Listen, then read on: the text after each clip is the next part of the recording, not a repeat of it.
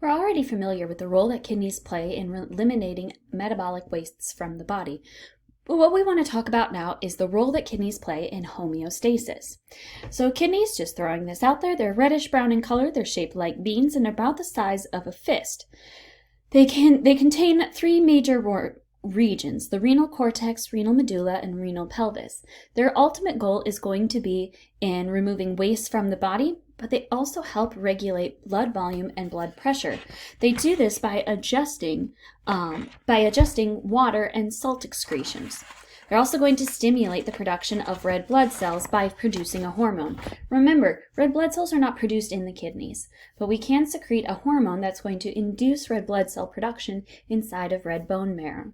They're also going to regulate concentrations of solutes found in the plasma, things like sodium chloride, help stabilize blood pH, and also promotes the body's use of calcium and phosphorus. The structure of the kidneys is pretty simple. They're going to be covered by layers of connective tissue. This is going to help with protection and attachment, keeping those kidneys in place.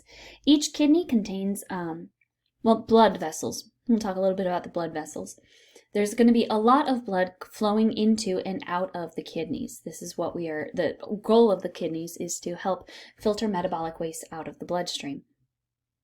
So we're going to have a renal artery that's going to enter, a renal vein that leaves, and then an extensive blood system found within. The functional unit of a kidney is what's known as a nephron. Nephrons are going to be the small filtration units that are responsible for the overall function of the kidney. Each kidney contains about 1 to 2 million nephrons, and over the course of the day, the kidneys is able to filter all of the blood in your body a total of 30 times in a single day. So the way that the kidney's blood filter works, it's kind of like cleaning a closet. First, the first step is going to remove everything. This is what's known as glomular filtration. The next step is to selectively put things back into your closet, things that belong there. This is known as tubular resorption. And then 3 is going to be to take a few more things out of the closet. Figure out what you really truly don't need in there. And that would be tubular secretion.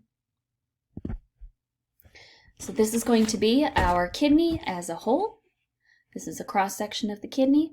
And then what we find here is going to be the nephron, or the functional unit of the kidney.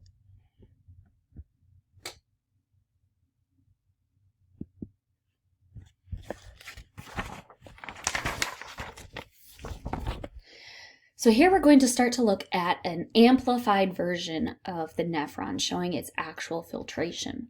So the nephrons are going to perform 3 basic functions. Like I said, we're cleaning out the closet, 3 steps. First things first, glomular filtration.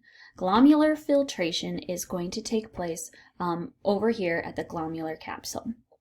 This is going to occur as blood pressure forces water, ions, and other small molecules from the blood into the glomerulus, into the space inside the glomular capsule. So right up in here.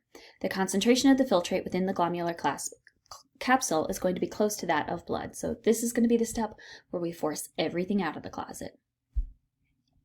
Then we're going to go through tubular resorption. Tubular resorption is going to occur down here. This is where we're removing the useful materials from the filtrate as it passes through proximal convoluted tubule. That'll be the proximal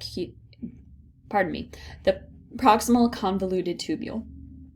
During this stage, we're removing all of the useful material from that filtrate and we're going to put it back in the bloodstream. So at this stage, about 99% of the filtrate is going to be returned to the blood. The resorb substances include things like water, essential ions, and glucose. Then finally, we're going to have tubular secretion. Tubular secretion occurs along the proximal and distal convoluted tubules and collecting ducts.